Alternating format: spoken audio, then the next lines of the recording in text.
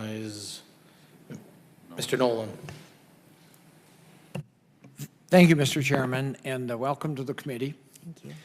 You're going to find a good, strong body of bipartisanship on this committee of men and women who want to work with you and work with the president and see to it that we get our infrastructure back in shape. And there's no question, you know, bridges are falling down. We've seen it in Minneapolis. Trains are coming off the track. We've seen that. And municipal waste treatment facilities are overflowing. And we applaud the president's desire to spend $1 trillion on infrastructure. Having said that, we've seen some reports. You know, everybody that's come before this committee, doesn't matter whether it's the head of the Chamber of Commerce or the trade labor unions, have all said that we need to make this investment. Civil engineers say it should be maybe $3.5 trillion. But they've all said that 90% of it is going to have to come from the federal government, and that 10% of it is, you know, maybe there for private-public joint ventures, which are good.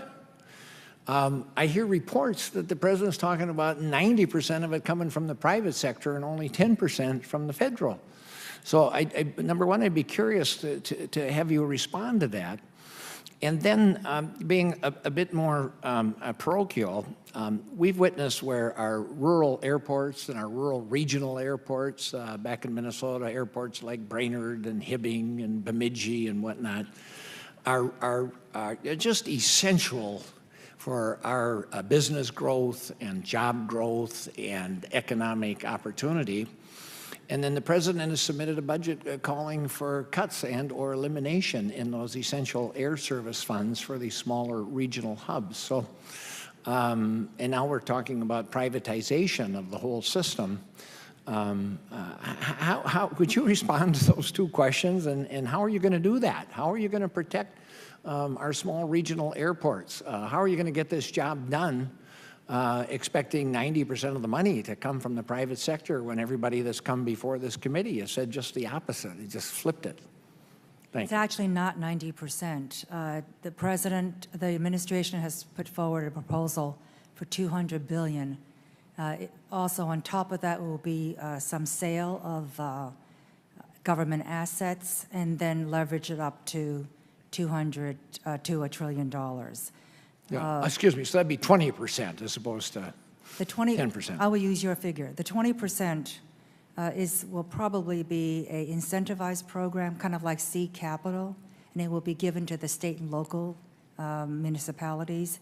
The ones that are able to leverage their funds and come in and bring in more innovative and more financing will probably get a larger portion of that.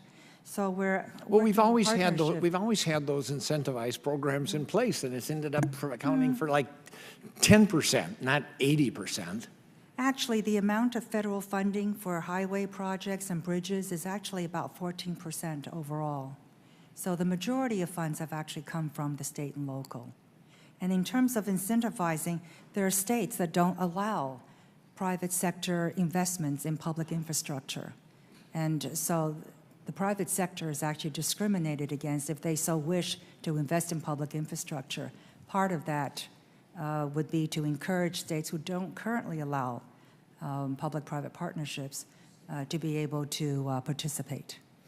Well, I mean, you're right if you count state, local, and federal. Everybody's come before this committee. A lot of experts said that, you know, that's where about 90% of the money is coming from. And all these programs are incentivized programs to get private sector invest, and the best that they've been able to come up with is 10%. I mean, you can't just wave a magic wand and call something new that's actually been around for a long time and expect it to have different results. Gentleman's time has expired. I think we're talking about a lot of numbers here, which we need to clarify. And we're going to have a hearing on infrastructure Okay. at another time. So I thank the gentleman and thank the Madam Secretary. Thank you. With that, Mr. Graves from Missouri is recognized. Thank you, Mr. Chairman. I appreciate the Secretary being here and willingness to, obviously, to testify. And I actually don't have any questions, but I do want to point out